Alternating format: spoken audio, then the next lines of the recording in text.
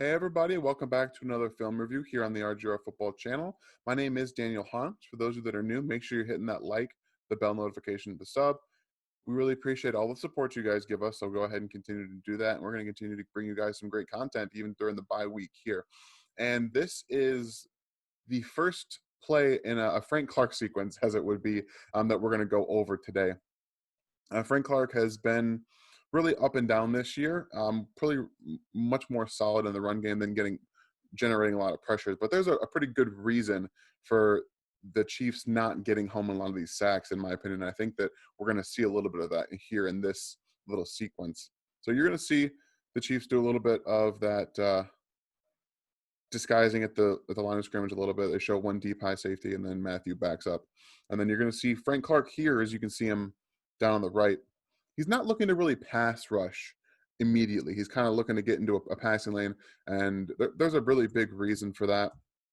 And I'm going to show you why, I really think that's happening. So what we're looking at here is some next gen statistics on nextgenstats.nfl.com. So we're looking at currently the average completed air yards in this game from Teddy Bridgewater. He had the second lowest average completed air yards of 2.8 yards. That's the Panthers were getting the ball out very, very quickly. And even if we go to average intended air yards, you can see, again, Teddy Bridgewater, 4.8. Like these statistics we're looking at are all about where the ball was coming out, where it was going. Aggressiveness, he was one of the least aggressive quarterbacks in week 9. So we got to see a little bit of why the Chiefs weren't really getting to Teddy Bridgewater. And I think a lot of it, like I said, has to do with the fact that they were getting the ball out quickly. And so when Frank Clark really engages and then he stops what he was doing to look and get in throwing lanes, that's really the reason why you see Teddy Bridgewater's eyes going over to the right here initially. And so that's where he backs off. And so that's exactly the kind of thing that I was just saying. He's trying to get into a passing lane because Teddy's eyes are over here. Let me annotate this really quick. What color should we use today? That's maybe black. Let's see if we can use a little bit of black here. So you've got Teddy looking down this way initially, and that's where Frank Clark is trying to get into a throwing lane. So he backs up and tries to see if he can see where the ball is going to go. The Chiefs are really in their base formation. They've got Damian Wilson, Ben Neiman, which is, he's obviously a guy that can call plays apparently as a middle linebacker, and then Willie Gay. So they have 3 linebackers on the field in 1st and 20. Makes a little bit of sense in case they want to run the football. So you have 3 linebackers out there. And since the Panthers were getting the ball up pretty quickly, you can see you've got contact up at the top here, some contact here. Willie Gay's looking to make contact here. And then Breeland's just doing a good job on a tight end. He doesn't have to get so much contact with the tight end. The tight end's not going to pull away from him. So that's what we're seeing here. And we're going to run just through the play a little bit here. And you see the Chiefs do a really good job of covering everybody up. I'm going to pause it right here just so you can see what Teddy Bridgewater sees. There's nowhere to go with the football. Everyone is up on each other. You've got nowhere to go. And this is what the Chiefs are trying to do in 1st and long situations. You got to shut everything down so that you can get to the quarterback. And ideally, that's what you really want to do, is get to the quarterback. And so this is, like I said, just a good job of the Chiefs playing good coverage and allowing the pass rush to eventually get there in a coverage sack.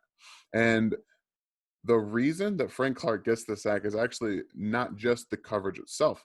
That lends itself to it because you can see that Teddy Bridgewater does not have anywhere to go with the football. But I want you to watch the left side of the defensive line.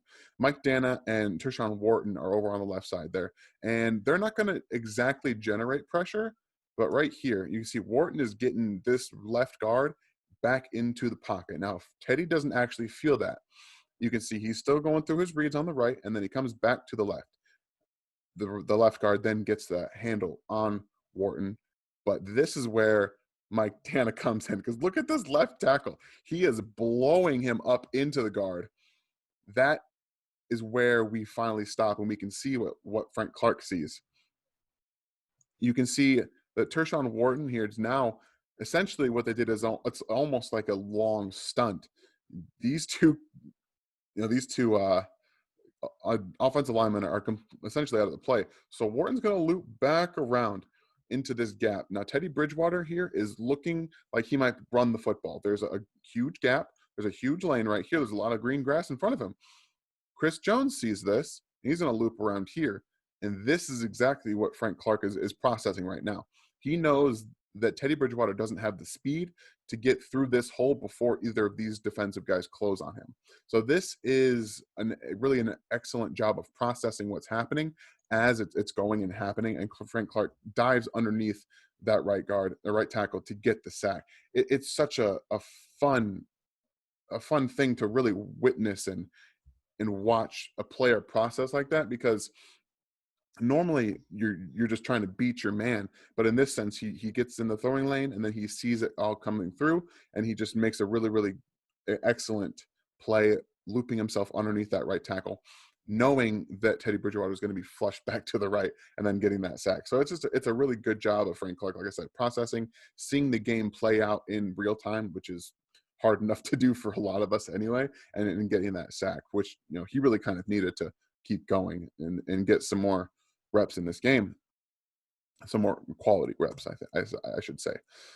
And then we're going to go to the very next play, and we're going to run through this. Now, this is the 2nd and 27, as you just saw, and now the Chiefs are in their what could be nickel and or dime. You've got Sorensen on the field, you've got Ben Neiman on the field, and they just got nowhere to go with the football. They're doing a really good job in this play, making coverage count. And 2nd and 27, a throw's coming. You can really get behind everybody behind the sticks and really tee off after the quarterback with 4 guys. And a guy like Teddy Bridgewater, who does not throw the ball very well down the field and outside the numbers, in my humble opinion, they did a good job of forcing him into an area where he wasn't comfortable. And so there's really one thing about this play that I want you to focus on, and it's Tyrann Mathieu, because without him on this play, I think that the Panthers actually get a first down, because the Chiefs defensive line has been having trouble rushing for and really getting home. So here's what you're seeing right now is at the snap of the football, Teddy Bridgewater, from my eye, looks like he's looking at Robbie Anderson. He was really a favorite target of his in this game, along with the running backs for the Panthers. And if you can see, DJ Moore is going to run kind of this over route here. And with the eyes on Robbie Anderson, the defense is actually watching, processing where he's going, and seeing that Teddy wants to throw the ball there. And so we're going to go ahead and go slowly forward here, because this is the part of the entire game where Tyrann Mathieu becomes the most important focal point. DJ Moore gets off of that coverage here, and he's coming across the field. And Mathieu does an excellent job of identifying that he's coming across the field and passing off Robbie Anderson to the 2 deep safeties, who ended up being 2 deep safeties, really, to one Thornhill, and taking DJ Moore. Because I think from what I can glean from this little angle right here is that that's where Teddy wants to go with the football. He's looking to go across the field. He eyed Robbie Anderson going down the field, and then he picks him up. He picks DJ Moore up over the middle, and then forces Teddy Bridgewater to throw the football away.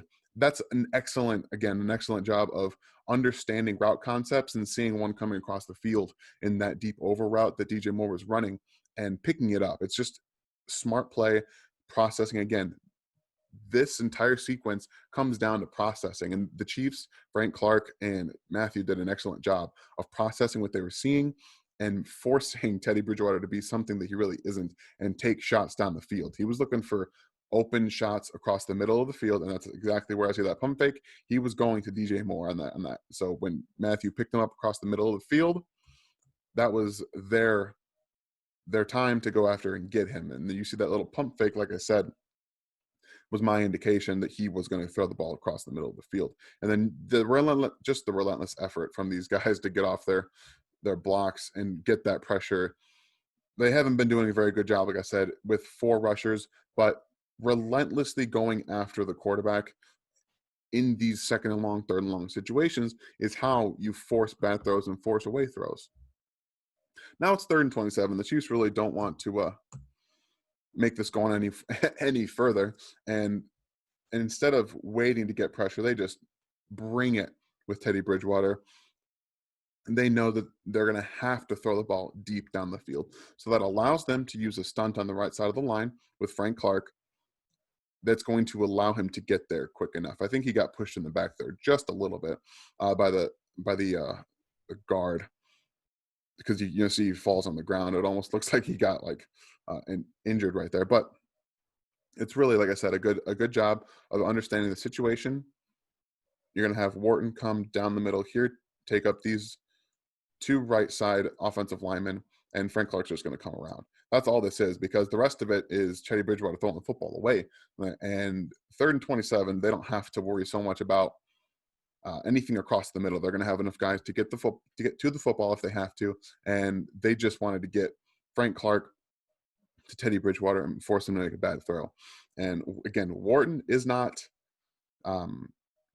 making the key play, but really what he does is he takes the attention of both of those guys right here. You can see head turned to Wharton.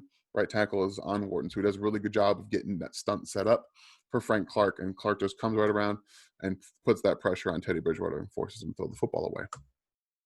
This sequence was the most important defensive stand outside of the very last one in this game, in my opinion. And without this entire sequence from Tyrann Mathieu, Frank Clark, and some of the other guys up front, and of course the secondary doing their job of keeping everyone covered and underneath the sticks, I think the Chiefs lose this game. They're up 20-17, and like I said, they're just doing a good job of creating pressure in this situation when you have to, is really the kind of thing that they have to continue to do. They're going to have to do a better job of facilitating pressure with just their front 4.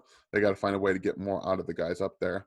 And I'm hoping that this bye week allows Frank Clark to get healthy, because I'm not sure that he's been healthy to this point. So again, thank you guys so much. I hope you appreciated and enjoyed this. I love watching some of the defensive guys, and I think that Tyrann Mathieu is finally turning a corner a little bit. Hopefully Frank Clark gets healthy and he can start teeing off more on some quarterbacks. So I hope you guys enjoyed it, and have a great day. Thanks for watching this video from the team at RGR Football.